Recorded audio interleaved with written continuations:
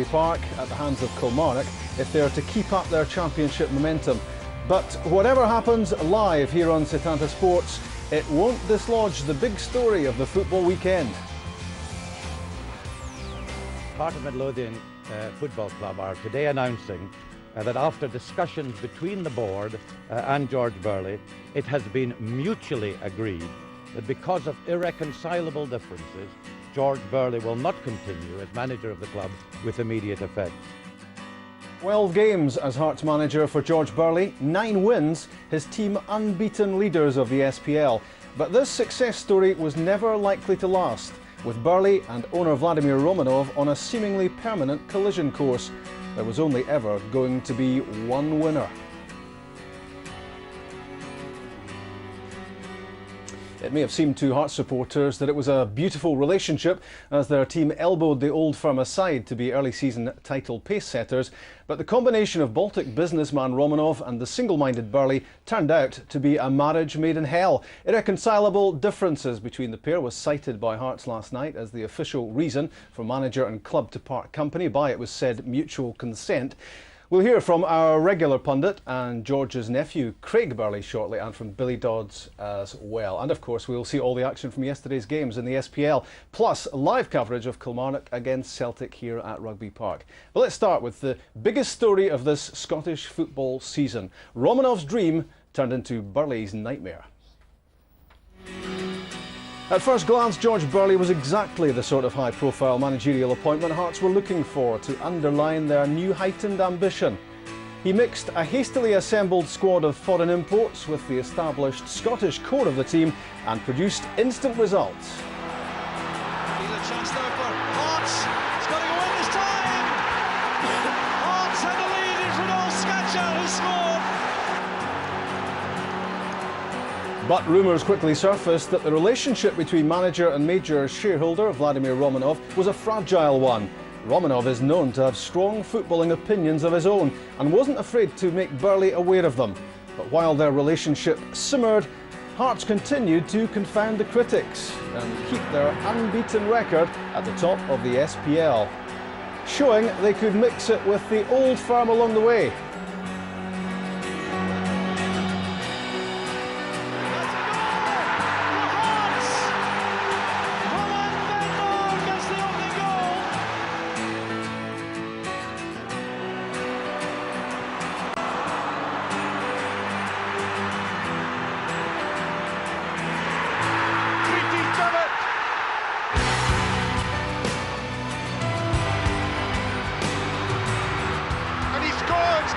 Gets the equaliser. Hearts left Celtic Park 3 points clear in the league, and on Friday, Romanov announced his plan to take full control of the club and acquire enough equity to have them delisted from the stock market. Less than 24 hours later, George Burley was no longer Hearts manager. The news broke before their game against Dunfermline and was confirmed afterwards. Heart of Midlothian Football Club are today announcing that after discussions between the board and George Burley, it has been mutually agreed that because of irreconcilable differences, George Burley will not continue as manager of the club with immediate effect. Now, the board is currently looking for a new top-class manager worthy of Heart of Midlothian Football Club to take us to a Champions League place in the Scottish Premier League. And in the interim, John McGlynn has been appointed as caretaker manager. He was in charge today, and you saw the victory today, and the team did extremely well. In relation to George Burley parting company with the club, Mr. Burley and all the associated parties are going to make no further comment in relation to his departure because of confidentiality agreements which all parties have agreed to. George, would you agree it's bizarre to lose a manager when you're top of the league and unbeaten? Well, strange things happen in football, as I've discovered as I've been chairman for a year and a half. But what I'm concentrating on now is the future of Heart of Midlothian Football Club. This club has been moving from strength to strength with the resources that Vladimir Romanov has put in. We clearly have got a team, as we saw again today, which is capable of getting a Champions League place in the SPL. And what we need now, and what we're going to concentrate on now, is getting a manager who will achieve that for us. And we want to make sure that there's no undue delay, and so we're starting immediately with immediate effect to find a manager. And we're not going to rush, because we want to make sure that it is that the manager is the right person with the right qualifications to take us to that place in Europe. How many managers will be able to work the way Mr. Romanov works, i.e. he buys the players and the manager's just asked to be a simple coach? That's not the case. That's not the case. He said that's the case. That is certainly not the case. Now, of course, George Burley and Mr. Romanov have both said no, it's not. The case has been much more complicated than that. But I don't want to look back at the past. The important thing is the future, as far as we're concerned. And I believe that we can achieve a top-class manager. After all, this club is not just at the top of the SPL. It has got some fantastic players, as we saw today, and it's got the resources to bring in even more players in the January window. Not many clubs can say that. No other club, in fact, in Scotland, can say all of those things. And I think this is a very attractive post. I'm absolutely sure there will be people knocking on our door, sending faxes, getting in touch with us tomorrow, even before Monday, even before we start proper operations on Monday, because this is a very attractive post for any manager, not just from the United Kingdom, but beyond. This club is going to go from strength to strength. We're rebuilding this stadium. It is going to be one of the top clubs, I think, ultimately the top club in Scotland, and a lot of people want to be associated with that. Did George Burley make the fatal mistake of wanting a say in signings?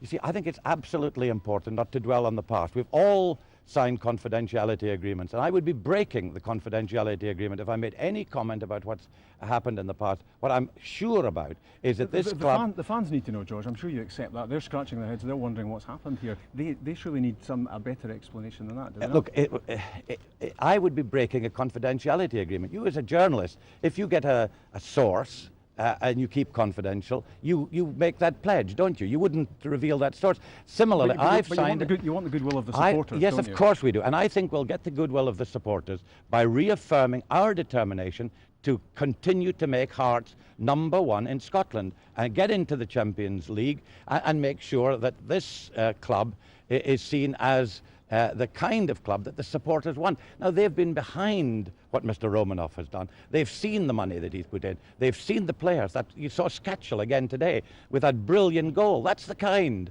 of player that has been brought to Hearts. We're looking for more players like that, and we're looking to the future. But the new manager, presumably, must understand that he will have to bow down to Vladimir Romanov's philosophy on player recruitment. The new manager will understand exactly the circumstances that he's coming into, and I am absolutely sure that there will be a queue of people sending faxes, sending emails, knocking on our door, if not tomorrow, certainly on Monday, because they want to come to work at Heart of Midlothian, to be our manager, to be part of what is a really great success story. I know there are some people in the west of Scotland who don't want us to be successful. I know there are some west of Scotland media who put all the worst interpretation on it, but we are determined that Hearts is going to be #1 in Scotland, and I'm absolutely sure we'll get the right manager to take us to #1 in Scotland, and that's what the fans want. When do you hope that new manager will be Well, appointed? we're not going to set any deadline, because it's very important that we get the right person, but we're not going to make any undue delay or any rushed appointment. But I can assure you that no stone will be left unturned, and we'll pull out all the stops to get that. Thank you very much indeed. Thank you all very much. Thank you. Approximately 11 o'clock this morning, I was asked to go to a meeting with Mr. Romanov at our pre-match venue, and had a meeting with him and a couple of others. So he made it clear then that George Burley and the directors had come to an agreement to part company. Well, they didn't go into too many details. They just made us aware of the situation, and we appreciate that. We as players, I think, have a duty to know that, and it allowed us then to get together as a group and speak and focus on today's game. The players were stunned. It's probably the last thing that they would have been expecting, so they were stunned. We gave them said to them to report to the ground at 1:30, and we'd take it from there, because I knew that they would have to try and get their head around it, and to be fair to them, they started the game very well. Personally, I was bitterly disappointed, because the manager was extremely popular within the dressing room. He had a great rapport with the players. He was a first-class coach, first-class class tactician. His training sessions that he put on were excellent, and you know, there's a great spirit within the dressing room, and I know how bitterly disappointed the players are with the news, but you know, we responded in the right manner today, in a manner that I'm sure he'd have been proud of. 13 for George Burley. After 12 games as Hearts manager, he was bombed out before yesterday's defeat of struggling Dunfermline, which extended their SPL lead to 6 points until later today at least. Burley and owner Vladimir Romanov parted after agreeing to disagree on how a football club should be run. Coach John McGlynn took caretaker control yesterday, but this was Burley's team. Just the one change to the side which drew at Celtic Park last Saturday. Craig Gordon suspended then, back for this one to take over from Steve Banks. Roman Bednar is making a good recovery from knee surgery, but not quite ready to return, so Michael Pospisil continued up front. Playmaker Lee Makel was back for Dunfermline, with Jamie McCunney stepping down, and Mark Burchell played a lone role up front as replacement for Bartosz Taraszulski. The referee was Callum Murray.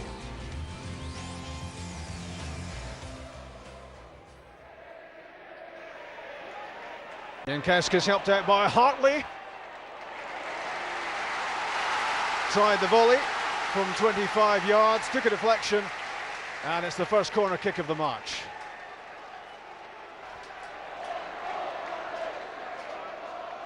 Expect this to be fizzed in at some pace. Well, it could have been caught by Alan McGregor. Punched it, and the deflected shot from Rudy Scatchell cannons off the crossbar. Well, you were looking for McGregor to clutch that one unchallenged. He flapped it out, and Scatchell was so close to opening the scoring, so close to goal number 9 of the season. Scatchell looking to create this time. It was a good delivery for Pospisil, his fellow countryman, and he'll be disappointed he couldn't get over that header. He was coming back out for it, and he headed it too high. In from Makel. Well, they won't be a threat unless they get some ammunition. It was a poor delivery from Makel, not like him. Hearts on the move again with Scatchell, and Paul Hartley's overrun it, and Pospisil had a chance. It's chaos in that Dunfermline defence, but what an opportunity Hearts had. Another one.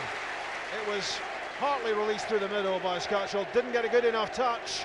Out came McGregor to make the save, and even then it fell to Pospisil. Fisas, good movement up ahead from Pospisil, and a lovely touch to kill that immediately. Greg Shields blocked his cross. An aimless pass, and possession given away far too cheaply from a Dunfermline point of view, and Camazola blasts a shot over the top. There were options inside. Paul Hartley had made a good run into the box. Pospisil was there as well, and I think Samuel Camazola took the wrong option. That's well won by Young, the Darren version. But Dunfermline can't keep possession for any great length of time. Left by Hartley for Scatchell, twisting one way then the other. And his shot in the end was deflected off Greg Shields. What a joy to watch the Czech midfield it is. That's a good pass.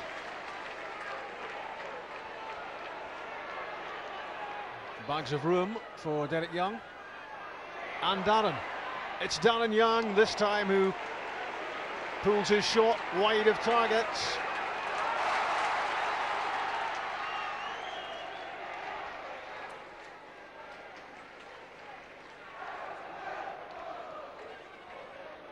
That was Scott Thompson's header. Rudy Scatchell threads it through for Jankowskis, tried to work it on for Camazola. Scatchell involved again, and how? There's no stopping Scatchell. His 9th goal of the season. He's scored against Kilmarnock, Hibs, Dundee United, Aberdeen, Motherwell, Livingston, Inverness, Celtic, and now Dunfermline. It's 1-0 Hearts, and it's another brilliant finish from Rudy Scatchell. 21 minutes played.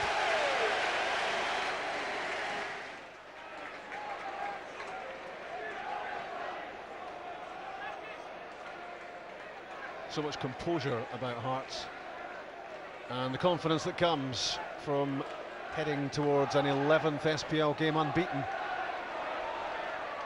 Shields heading it away. You get the feeling it's damage limitation for Dunfermline, and they just can't seem to limit the damage. It's 2-0. 2 in just over 2 minutes, and it's Michael Pospisil this time.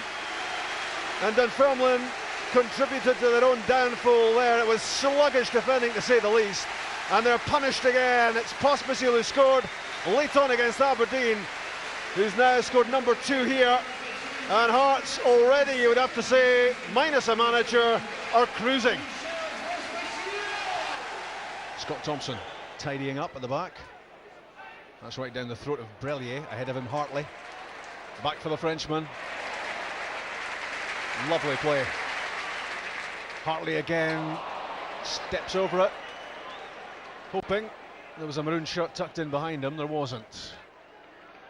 What can Dunfermline make of this? It's a decent strike from Derek Young. It's on target this time, which is notable. 10 minutes from half-time. You wouldn't say Dunfermline deserved too much, but a goal might make a difference. And there was a chance for Mark Burchill right on the penalty spot, ghosting in, not picked up, and his glancing header went wide. Heading for half-time at Tynecastle. 2 down, Dunfermline. And likely to go further behind if they keep playing passes like that. Thompson's header. It's dropping for Jankowskis. It's dropping over the top of the crossbar. But again, Dunfermline doing no favours to themselves. Sloppy stuff.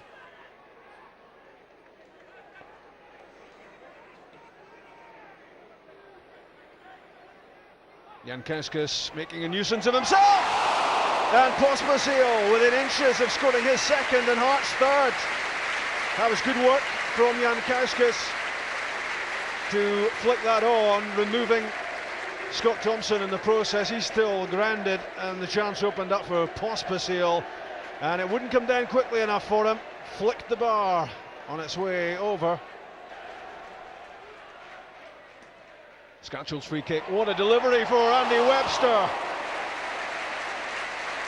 A huge chance for goal number 3, and Webster failed to take it. So well set up by Scatchell, played in with such pace, difficult to defend, and Webster tried to guide his header home.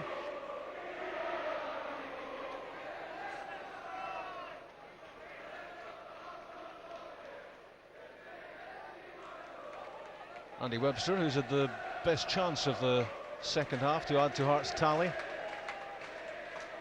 Hartley for Pospisil, now Brellier. Camazola. Pospisil leaves it to Nielsen. Great ball in. Jankowskis should surely have scored. Well, it was a great ball in that from Robbie Nielsen, and you would have put some money on that being stuck away by a striker of the pedigree of Jankowskis.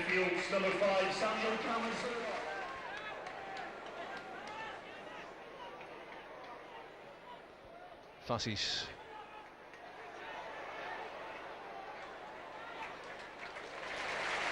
Pospisil plays it wide for Česnauskas. Skipping away from Zambernardi's challenge, and a decent curling effort from the Lithuanian, which needed to come back a little bit more to be a big danger for Alan McGregor. Scatchell and Hartley over the ball. Those two combine, and it's Rudy Scatchell! What an opportunity for his second of the game. Brilliant link up between those two, such a clever ploy, that one. Dunfermline lost Scatchell completely, and you were bargaining there on him making it 3-0.